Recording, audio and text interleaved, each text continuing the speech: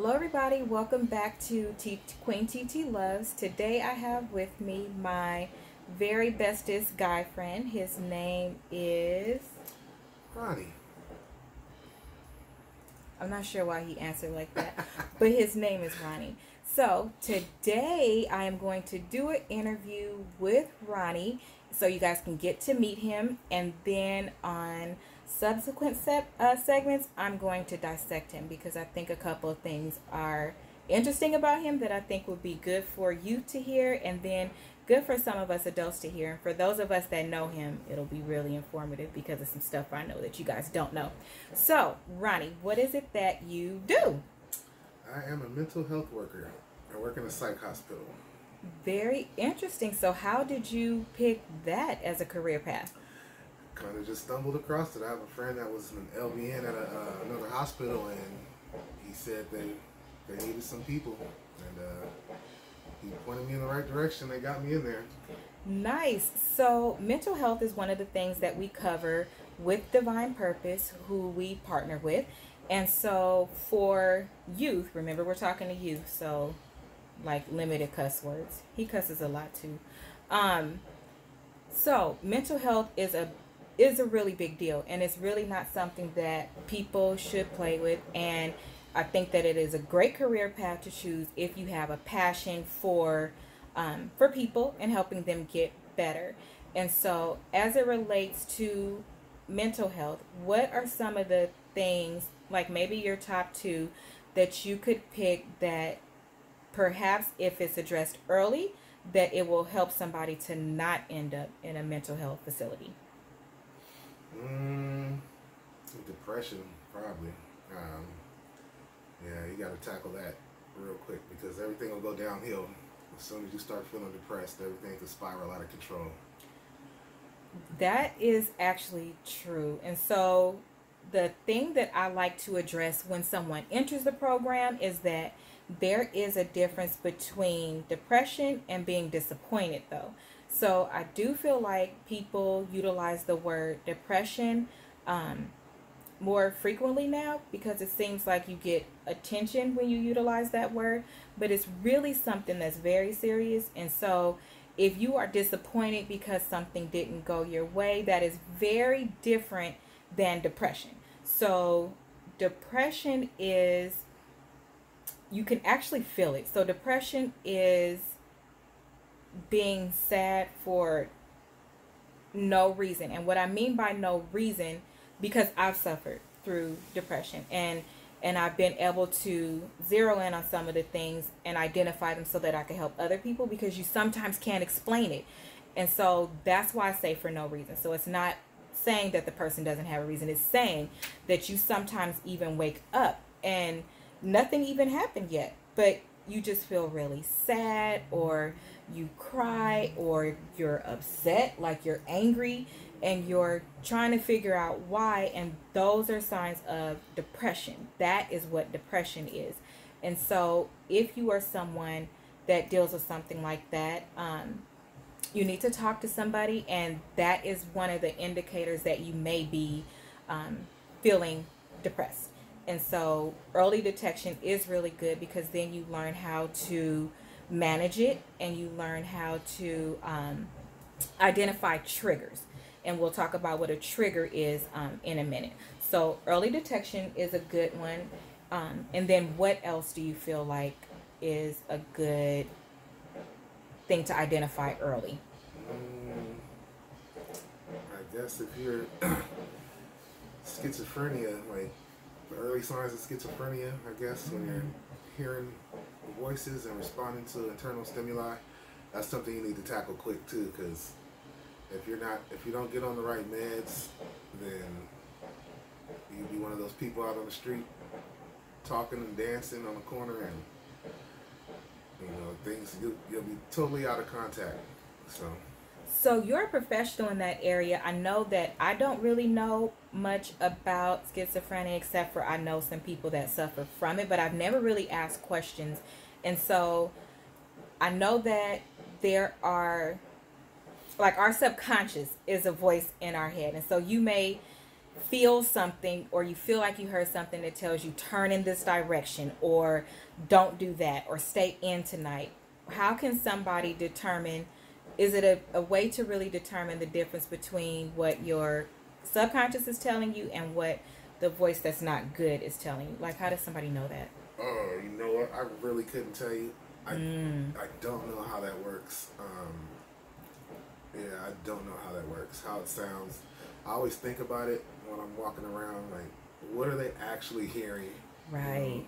You just see people talking to themselves all day, or that they're out of contact. They think that that they're doing certain things. Like, we have a guy who swears that he killed 12 FBI agents and 5 CIA agents and Oh no. all this stuff, but he signed something as a baby that like exonerates him pretty much. Like, he can't get in trouble for it because he signed this paper as a baby. Like, I don't understand how that stuff works. Like, what they're actually hearing. So for something like schizophrenia, it would probably be better for someone who sees it to identify it for that person. Yes. Because they would know that what the person is saying isn't really happening and it's not logical. Yes. Okay, so that's good. You gave one thing for the actual person to pay attention to, and then one thing for those around the person to pay attention to help them out with that. That's a really big one. That's got to be scary. Yeah. What are...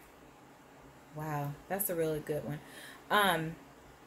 Okay, so, and have you ever had to deal with anything in the area of depression? And if you have, what are some of the things that you do to control it, or that your patients do to control it? So you could answer either one. For me, yeah, I suffer from depression.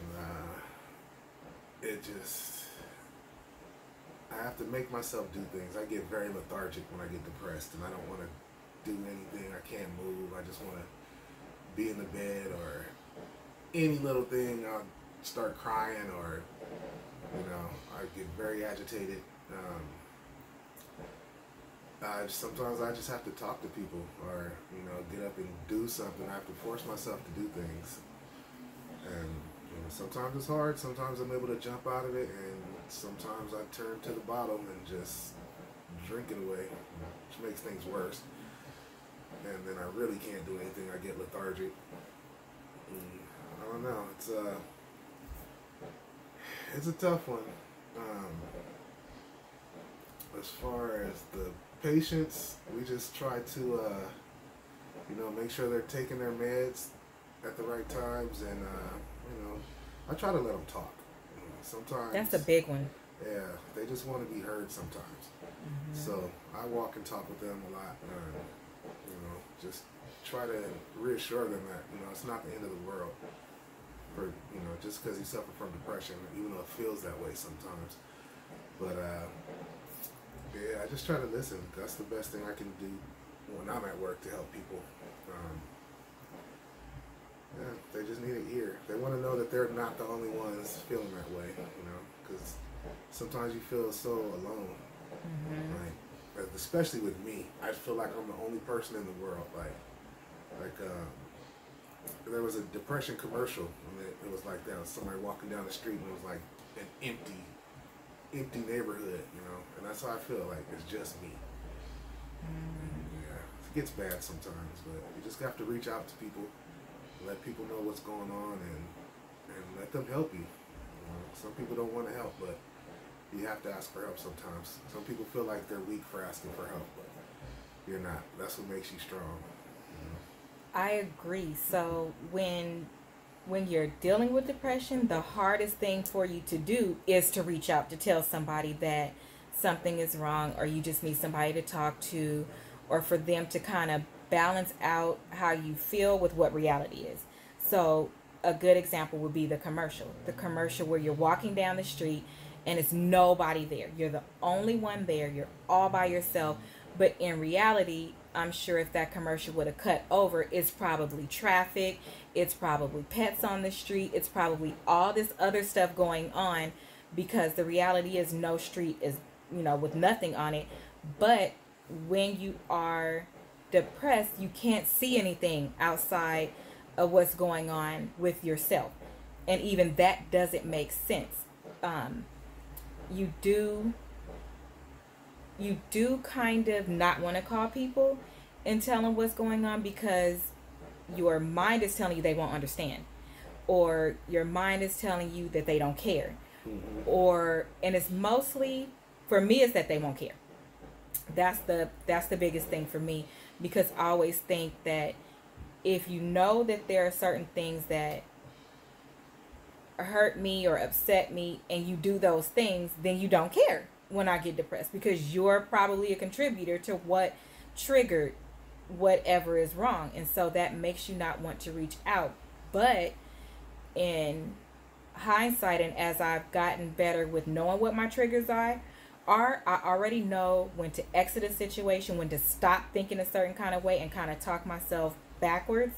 And then how to realize, okay, the last time this happened and I didn't want to get out of bed or something was wrong, as soon as I called somebody and talked about it, immediately I was all better.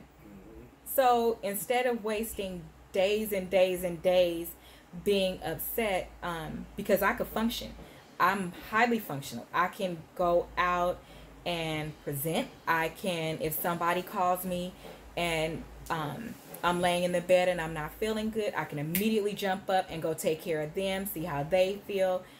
I'm highly functioning because I deal with myself last. And I think that that is a contributor, is that you don't give yourself enough attention.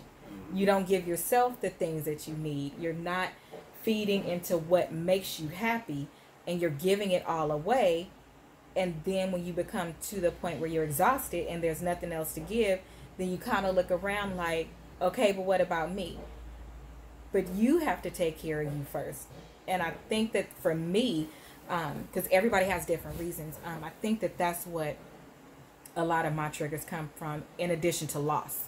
So loss is, some things that have happened have been contributors to going into a mild depression sometimes.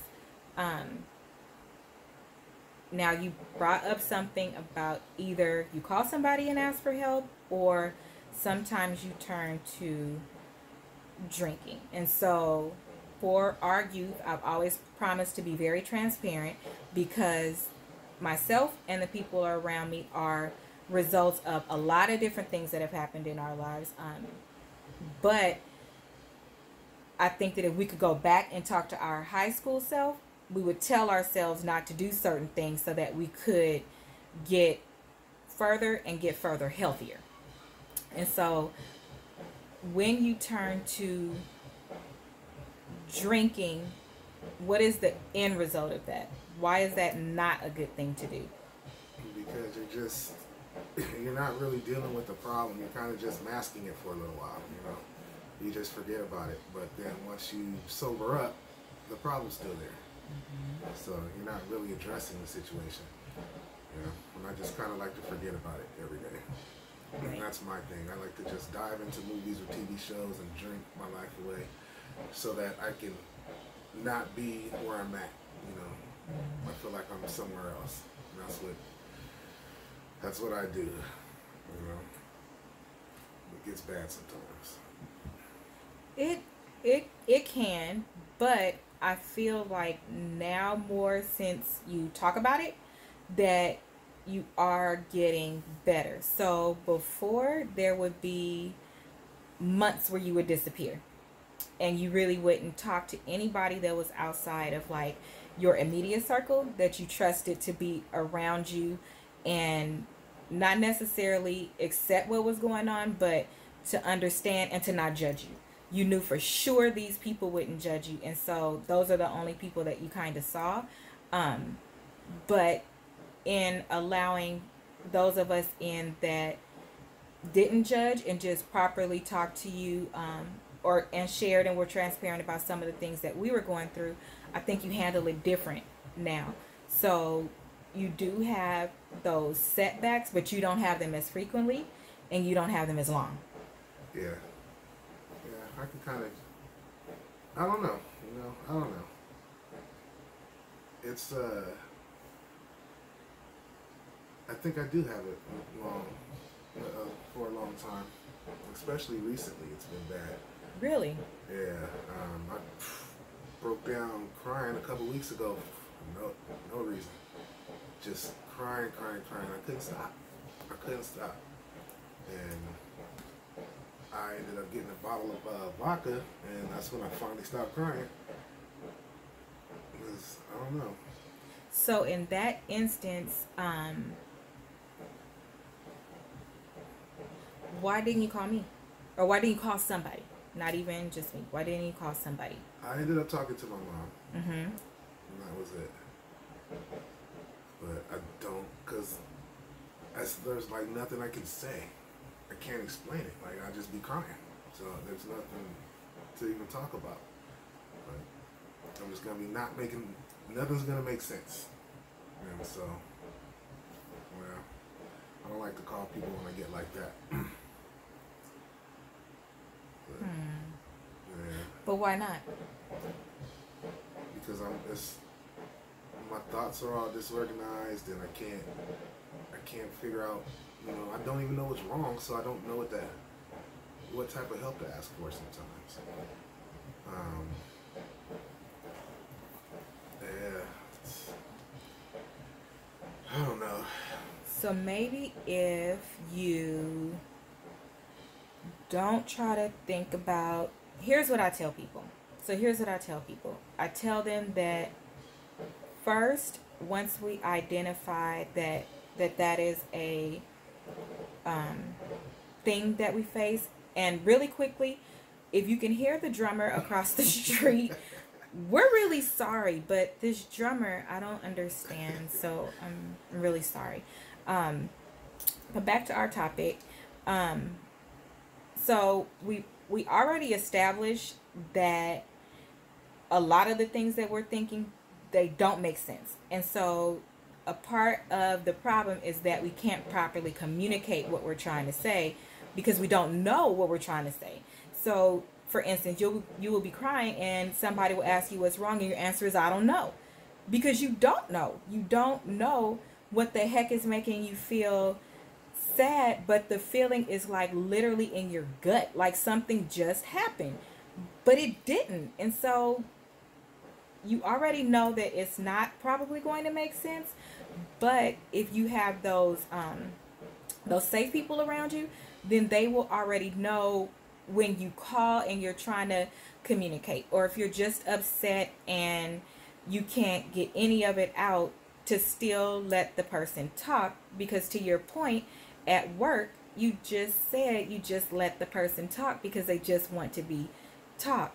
They just want to talk. They don't seek to be understood. They seek to be heard. Yeah, that's them though. That's not me. I don't want to be heard. You want to be understood. I just want to understand myself. It doesn't matter if somebody else understands. I wish I could understand. So you want to understand yourself. Yes. So you want to understand what your triggers are? I know what some of my triggers are.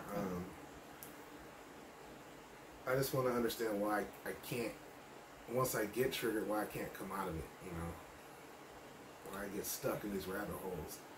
Okay. Do you mind sharing what one of your triggers are? If you do, that's okay.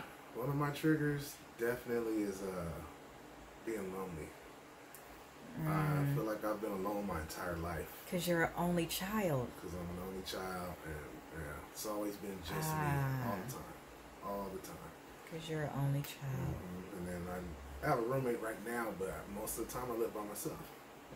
So I just feel like I'm isolated from the world, And yeah, that's probably my biggest trigger right now. Is being isolated. Yeah, and then some guilt for not visiting my dad the last year before he passed away. That triggers me sometimes, and that can get really bad. That's really when I start knocking bottles out. But okay, so the alone one, that one I understand. But on the contrary, it's very interesting that I feel the same way. So I'm not an only child, but um, my sister and I, my biological sister and I, are 4 years apart, and I'm a A-type personality, and I think she's a Z. I'm not quite sure. We are like totally different. Um, we're close in that if I need something for her from her, or she needs something from me, then we will be there. But like going to lunch, going on trips, getting our nails done, like all the stuff that I would like to do with a sibling, none of it. None of it. So I literally feel like I'm by myself. Um, because I feel like an only child, because we don't act like what I see other siblings act like. So I'm essentially by myself, and we live in the same house.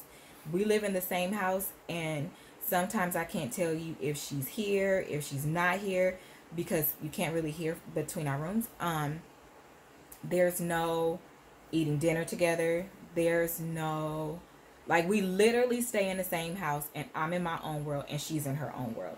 Unless I go in there and be silly sometimes, or tell her that I need something with editing, but I feel like I'm by myself. Um, my husband works a lot of hours, so I'm here by myself. A lot. And so I feel the same way.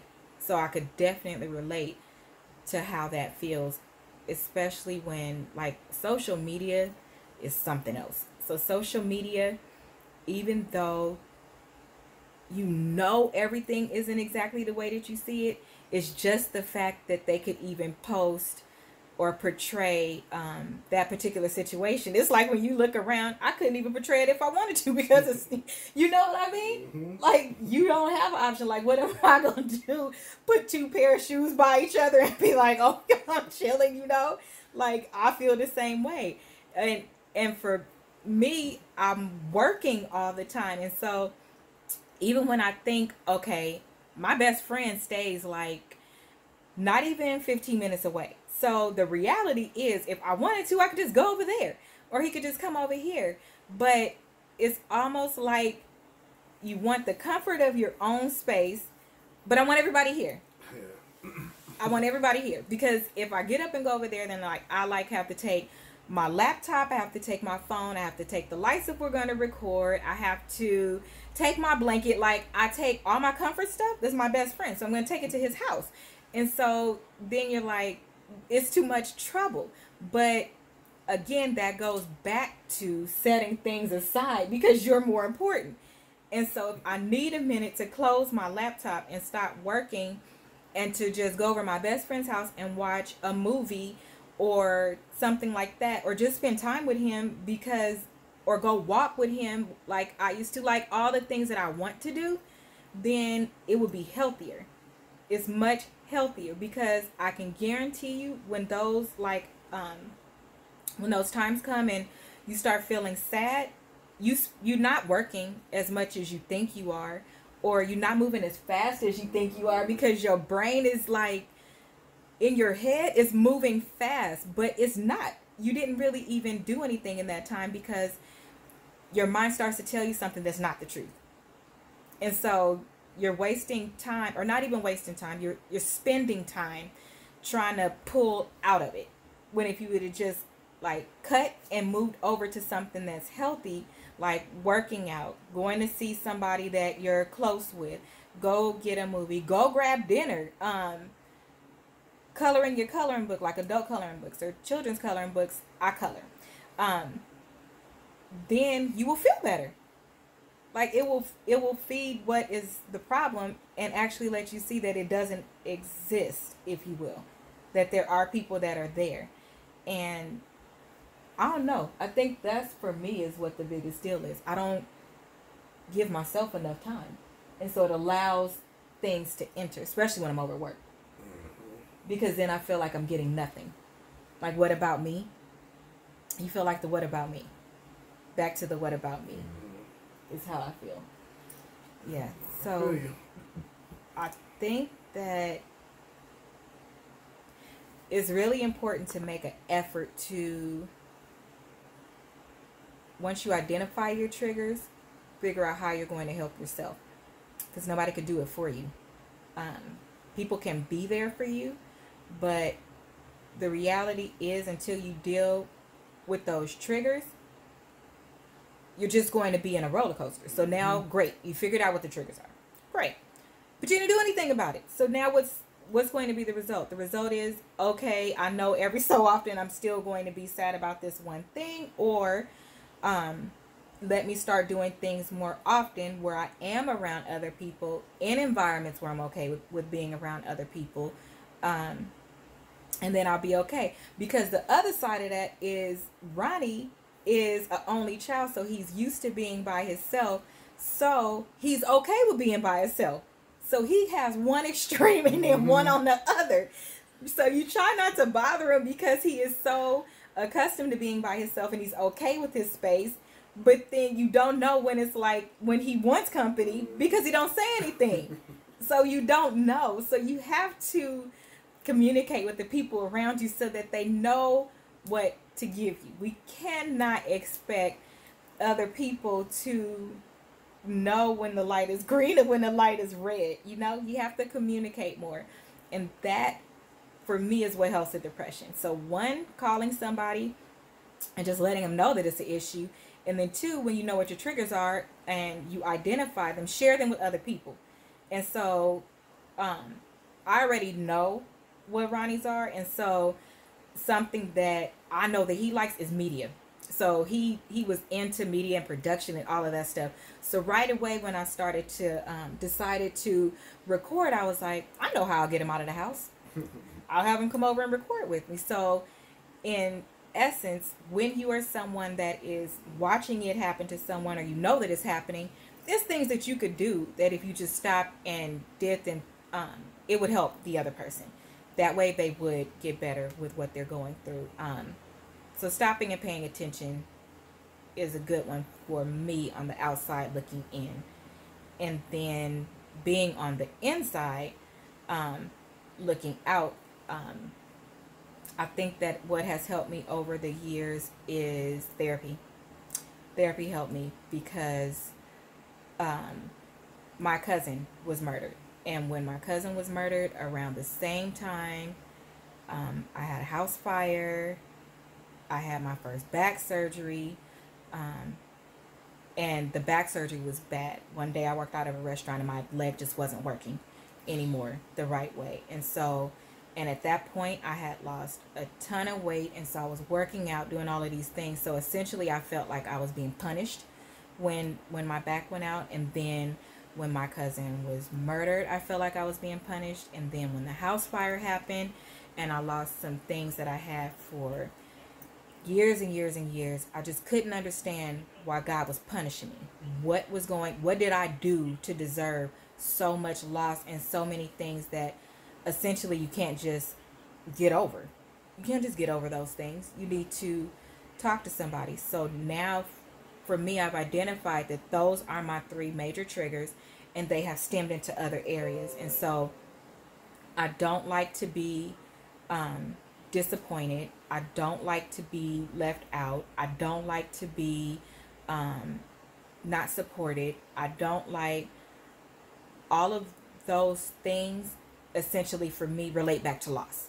So I don't like them. And so now that I've identified that, I've made a decision to just pray. That's my reality. So if something happens and it's something that I don't like, nobody else is responsible for that. That is just something that I've identified. And it's not like you can go out into the world with a bullhorn and say, from now on, I don't want anybody to upset me or, don't disappoint me. I disappoint myself. So that's not reality, but I had to have that talk with myself like, homegirl, check this out. What you asking for is not reality. Okay? You disappoint yourself. And on the flip side, I be depressed when I upset myself. So I had to just really be like, look, you're not letting life happen. You're not. You're so afraid that everything is going to be taken away or something else traumatic is going to happen that you immediately panic when something happens, thinking well, what's going to come after that? So now when things happen, I immediately get quiet. And once I identify it, I just go into prayer. I do. I go into prayer, or if I'm having one of those times where I'm crying hysterically, which in the last year probably happened 4 times, and it was at peaks. And so I work and work and work and work, and then I hit a peak where I'm exhausted, where I've missed a lot of things, and so then loss sets in, and I revert back to everything. I pray, and then I talk myself out of it. Like, okay, if what you're saying that this happened, so this is why you're upset. Is that logical? Is it? Is it okay that disappointed you? Are your lights still on? Are you still alive?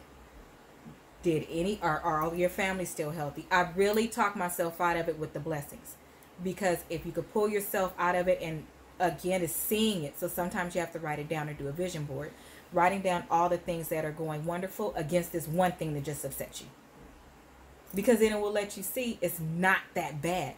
Because in your head, that one thing, oh, it's the worst thing that ever happened.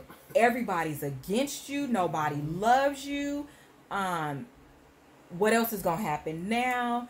Everything's always happening to me. Nothing ever goes right. You start using big words. Nothing, never, no one. You start to use big words. Those are big words and they have power, but you're using them for bad things. And then when you actually write it down and actually sit back and say, well, if you don't want to be sitting here by yourself, just go around the corner. If you don't want to be sitting here by yourself, go to work out. If you don't want to be sitting here by yourself, go to a movie. You actually can pull yourself out of it, but you have to identify it first. And you have to be willing to work on it. And you have to have the people you trust to call. Well, that's the thing. You have to be willing to work on it, like you said. Yeah. Because it's easy to just fall into that hole and that woe is me. Yeah, not want to do anything about it. It's very easy. It is. And then the second piece, and we will end on this one because ironically we have 2 different experiences, and it's for a good reason. So when I think that in our circle, death hit our circle like nobody's business. It hit our circle so tough that at work they couldn't believe I was still coming to work, because it had to be about 9 in 1 year, and it ranged from young to old, and it was people that were, it was my father. I have 2 fathers. So I have a stepfather, I have a biological father. I've never seen my biological father. Whole different episode. And then I have a stepfather who was the only father that I knew since I was 1, but he wasn't a good father. And so I've had the worst of both worlds. And so my stepdad, the only dad I knew, passed away. And he passed away with us never reconciling. And then my best friend's dad passed away, but his dad was in his life more than mine, I would say. And so you said that you feel like one of the things that you're not okay with is that you didn't go see him more before he passed. A lot of issues, though. Abandonment issues with him. So that's why I don't understand, like, so I will get upset because I'll be like, I can't believe that son of a you-know-what went to his grave without making things right with me and my sister. How dare he do that to me, and how dare he take that away from me? So I'll get angry. That's what, and if I hear a song, More Bounce to the Ounce, that was his song. He used to be in the cars and have lowriders and all that other stuff. And so when I hear that song, I love that song, but it makes me angry because I know that that's him connecting with me, and I don't want him to. I don't want him to. I'm mad. But then to hear that my best friend is upset with himself for not going to see his dad, that's just another example of how a similar situation can happen, and one person could feel one way and one person could feel another way. So there's no wrong and there is no right. But to be honest, I don't like that my best friend feels that way, because that's not fair to me. That to me means that you didn't do right while he was here, and then you get to have that kind of control over him while you're not here. That's not fair to me. And so that makes me mad too.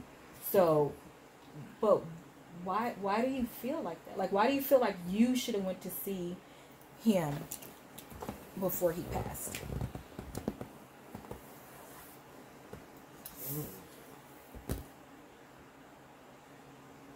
I don't know. I should have. Okay, let's stop that question. What do you think it would have changed?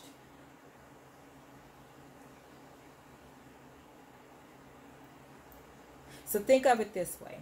What if you would have went to see him?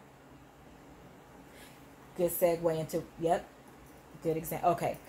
What if you would have went to see him before he passed away, and you like told him everything you need to tell him, right? But what if he didn't give you the response you wanted? Do you think it would have did more harm, or do you think it would be good because you still got what you wanted to say out? Yeah, if I would have been able to tell him, it would have been how better. You felt. Yeah, I wasn't really looking for a response from him. I just needed him to know how I felt. And yeah. So you're angry. Yes. So you're okay. So then that changes it. Okay. So now, excuse me, guys. I needed to adjust. I still need one more back surgery. My back. So you're not. So you're angry with yourself because you didn't get what you had to say out. Yeah. Not that he was owed that, you were owed that. Yeah. Okay, so do you feel like... Okay, so when I turned 25, remember, I've never seen my biological father. When I turned 25, I'm not sure what was going on at that time, but my biological father lives in Texas. My biological father knows exactly where I am. The way that I know that he knows where I am is because when my mother had me, she moved back to California. My aunts, all of my family bought homes when they came here. They're all in those homes still. Even my great-grandma's house. That house is still there. He had the address where that house was. To add insult to injury, the same small town where he was from, he's still staying with his mama. But my cousins live in that town. And so he knows exactly, if he wanted to, how to reach me. Okay? And so I'm not sure what happened when I turned 25, but one day I picked up the phone book. I got a phone book sent to me from Texas, from that area. I picked up the phone book and I called every single number in that phone book that had his name on it. And strike number one, your kids should not have to look for you. That's strike number one. So I remember, I was like, it's okay, you know, my only goal is to see his face, because I've never seen what he looked like. So I was like, my only goal is to see his face, so like nothing could hurt me. And to that point, I had never missed having a dad or anything like that. So I thought, because my mom was a good mom. And so I was like, I didn't really miss anything. So I thought, and I only knew maybe 2 families around us that had the mom and the dad. So I didn't think I missed anything. And so I called, and when I called, his mom answered the phone. Yes, his mom, not my grandma. And I introduced myself, and I said who I was, and she said, I know who you are. He ain't here. Okay, strike number 2. So I left my number, and that is all she said to me. So when I left my number, she said, like he will call you when he gets in, whatever. So he called when he got in, and we talked. And long story short, I found out that his birthday was the day after my birthday. Remember that. That's going to matter in about 1 second. So I found out his birthday was the day after mine, and that I had 2 siblings. I had one brother and I had one sister who ironically had the same exact birthday as as this sister that's here. Crazy. So we're having a conversation, and like he's trying to explain his side of the story, and I'm letting him know I think that's not a good idea. Like, I don't want to hear the story. That is not my intent. My intent is only to call and move from here forward if you would like to, but I don't want to hear anything retroactive, because to me, I'm thinking if I had to call you, none of that was important. So I don't want to talk about that, because I don't need an excuse. I don't need a reason. That's just going to make it worse for me, because I don't like excuses. So we're having a conversation, and he says something during this conversation that I will never forget. Oh, when my kids come over on Sunday, yeah, we'll give you a call. Because that's one thing I do. I take care of all my kids.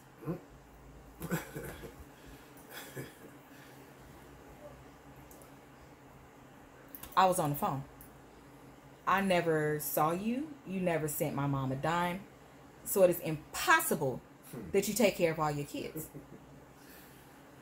Ever since that day, that's been a trigger for me, because I feel like now anytime something happens, I feel like people are looking over me, because somebody who is, their DNA is in my system, sat on the phone and told me that they take care of all their kids. But I'm on the phone. What about me? Okay. So then that conversation happens, and I said, the only thing I want to do is see your face. And I did want to meet my siblings, because it wasn't their fault, like anything that happened. Yeah. And I was like, oh, cool. Finally, I have like siblings. Like, maybe one will be like me, and we could have a relationship, and it'll be cool. I was like, oh, this is going to be great. More so for them than for my dad, because at this point, I'm grown. Like, I didn't need a dad, is the way I looked at it, because I'm already formed. Whatever's wrong with me, I'm going to need to back out of it as a result of you. I'm already formed. There's nothing you can do to fix that. So, okay, on this call, he says, I said, all I want is a picture. And he was like, I would like to see what you look like too. So right away, I'm telling y'all, I got off the phone. I put the pictures together. I went to the mailbox and mailed them. Okay. So 2 weeks later, he calls and says, oh, I got the pictures, and, I just got a job, and I'm going to put something in the mail for you. I didn't ask that man for anything. I lived on my own. I was in school. I didn't ask him for anything. I'm going to put something in the mail for you. Now, mind you, the Sunday has passed. I said he called 2 weeks later. So, I'm going to put something in the mail for you, and I just wanted to tell you happy birthday in case I forget your birthday when it comes. He called me in November. I just told you guys my birthday is the day before his. I just told you guys that I'm the one who called him. So that was it for me. I called my mom, hysterically crying, because I didn't even tell her that I reached out to him, because I didn't want to hurt her feelings and make her think that she wasn't good enough, any of these things. In hindsight, I should have talked to my mom. And now, listen, I tell my mom everything. I called her and asked her if she would please call him and tell him to never call me again. I didn't want to have anything to do with him, because how dare you call me and tell me that you didn't even put the pictures in the mail, so I still didn't see what you look like. You didn't call with my siblings there, and you supposedly take care of all your kids. That's the only thing that I asked you for, and you didn't do it. And then you called me in November to tell me happy birthday because you finally got a child. And what kind of... Like, real... That happened in real life. I want to tell you happy birthday now. So you couldn't remember the day before your whole birthday is my birthday? And even if you could, that should have been written everywhere. Like, I looked for you, so you don't get no more mistakes. You don't get no more mistakes. No more leeway. No more nothing. Needless to say, I have never talked to that man again. Never Never, never. But I just, I sometimes wish that I would have never made that call. Because if I wouldn't have made the call, then I couldn't have the hurt. I could just keep going as if nothing happened. I could just keep going as if nothing happened. Now, as a result, that triggered so many other things that I possibly would have had to deal with. And I think is good too. But I took my tail right to therapy because it opened up a wound that I didn't know was there. And so I think that parents don't realize what an impact they have on their kids.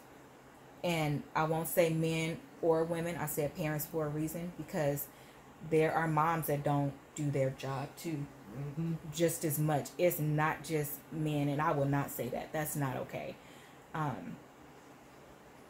But the absence of a parent can really mess up your kids who become adults.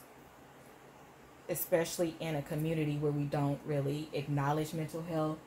And mental health doesn't mean you need a pill. Mental health doesn't mean you're crazy.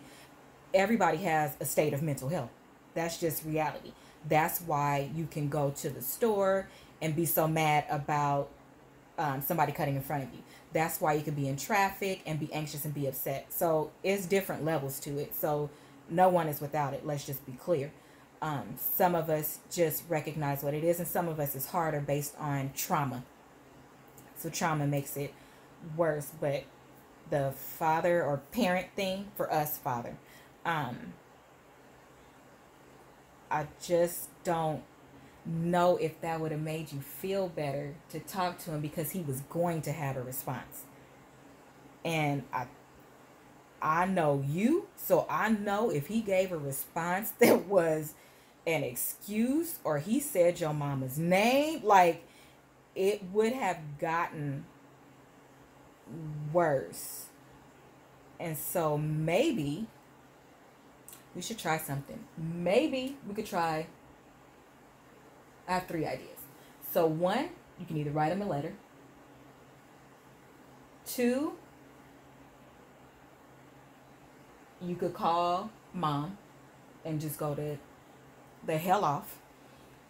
I've done that several times Like already. if you were talking to him.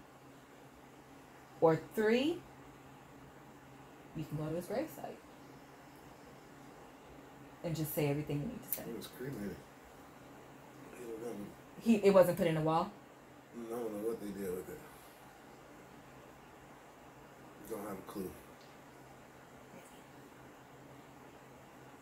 We gotta figure something out. We gotta figure something out. So definitely, I'm super proud of you for sharing. So thank you so much for sharing because this is real. And these are things that stem from like high school years. These are things that stem from things that happen and things that everybody actually deals with and that could come about.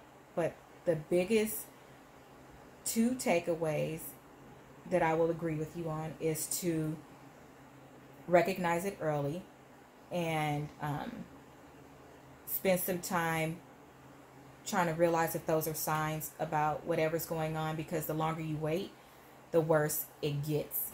And the reason why it gets worse is because, what is that, sweeping it under the rug? The sweeping it under the rug type of thing where you're like, oh, it's no big deal. Oh, it's no big deal. But once you have something that bothers you, if you keep saying it's no big deal and you sweep it under the rug, something else stacks on top of that, and then it makes it worse. So identifying it early, and then if you're someone who is around and you see someone with those particular signs, loving them enough to have a conversation with them in private. It's not a joking manner. You should be comfortable talking about it because it's not something that everybody isn't going through. So if you are somebody's best friend, you should be okay with telling them, hey, I've noticed that this has changed. Have you noticed that? Because the biggest part is being heard, somebody letting you talk. And so somebody else seeing that in you shows that they love you enough to actually pay attention. And so that might, well, for me it has. It makes you feel like, oh, so somebody does care, you know? So those are the things. Now, by my bestie here, with that one, we're going to have to think about that. So if you have any suggestions, so the suggestions, let's recap on that. Suggestions we came up with was that he call mom and go off, but not on her, you know, letting her know that he just needs to get it out, because he would never disrespect his mother like that. Letting her know that he just needs to get some things off his chest. That way he could say it exactly the way that he wants to say it, because sometimes that will help. Or writing a letter. Or I suggested that he visit the gravesite, but his dad was cremated and it wasn't put in a wall or anything. And so those are my 3 suggestions. So if you have suggestions, put them in the comments area. Only suggestions that, well, no, put all of your suggestions, because it may be something that actually works. So if you have any suggestions, put them in the comments area. And if you know anybody that is dealing with any type of depression, then make sure that you comfort them, get the help they need. If it's anything that's related to hurting themselves, make sure that you tell somebody, especially those of you in high school, and those of us that are adults. We already know that. If it's not something that will lead to them hurting themselves, be that person they could talk to without going back and saying anything, because it's not a joke. And the worst thing that you could do for somebody that's expressing something like this to only you is to let that get to somebody else who uses that against the person. Then they won't talk to anybody else anymore, and we don't want that. And then of course you could reach out to Divine Purpose, and if you reach out to us, it will be confidential, unless again it's something that will hurt yourself, and we'll get you resources to numbers and things like that you need. We're going to work with Ronnie and try to think of some really good ideas, because after something has happened or after it's gone, you kind of have to figure out and try different things. So it's not going to be the first thing you try. Sometimes it might, and then you're really lucky. But sometimes you might have to try a couple of things that are healthy, and then you're like, that was the one. So it's good to have different suggestions. So do you want to say anything before we end this segment? No? No, my butt hurts. His butt hurts. That chair's not comfortable. That's why I'm on the couch. Okay, so thank you again for joining us. Please don't forget to like, comment, and subscribe. And for those of you who know this fella sitting behind me, yes, he's still good. He's right there. I told you guys I talked to him. Thank you again. Like, comment, subscribe, and share. And don't forget to leave in the comments if you have any suggestions. Don't call him directly, because y'all know he's not going to answer. Y'all already know. Don't call me because I'm busy. Leave it in the comments. The comments is the best, because if there's somebody that is listening and they need help as well, then it will help everybody, because remember, we're a village. So have a great day, and we will talk to you soon.